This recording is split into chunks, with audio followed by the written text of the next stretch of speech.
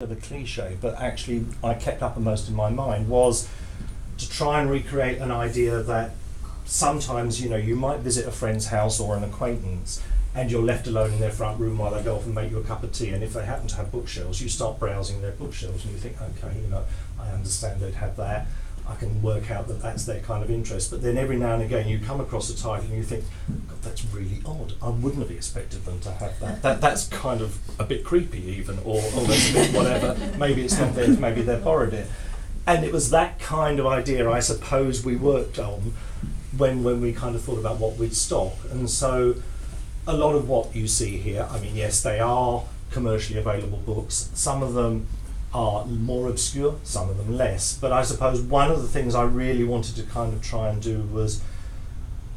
stock front list and back list. And for those of you who aren't booksellers, as I'm sure you realise, every year publishing houses bring out a certain number of books which are heavily promoted, which book buyers like myself are encouraged to buy, which get lots of media attention and press. And increasingly, with the advantages of digital technology and the increasing turnover of books, publishers' backlists, the books that they publish now only maybe 2 or 3 years ago,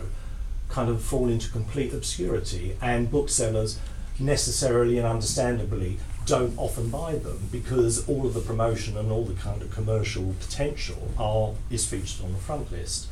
And one of the things we really tried to do was think, okay, there are certain new titles that I think are necessary for us to have,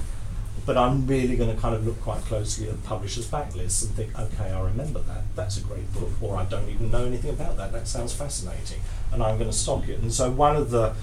aspects of this selection, I suppose, was that, to kind of do front list and back list, which increasingly is becoming a rarer thing in bookselling these days, I'd argue. We've dipped our toe in the water of kind of second-hand, you know, antiquarian, for want of another word. And also, I suppose, a lot of the other kinds of ideas we had were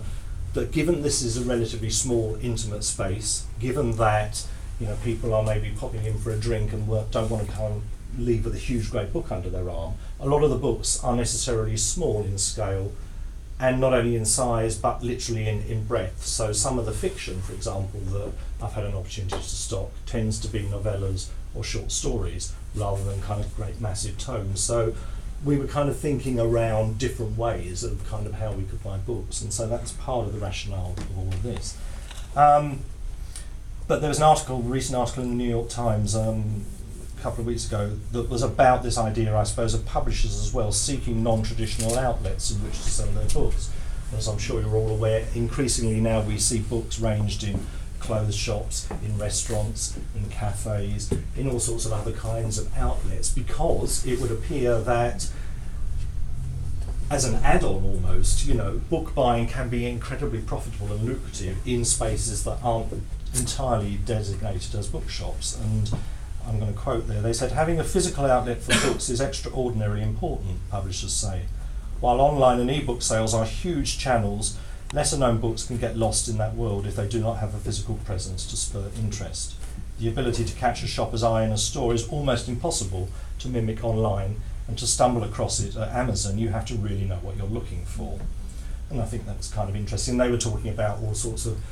American shops that sold books, and that wasn't necessarily their primary objective.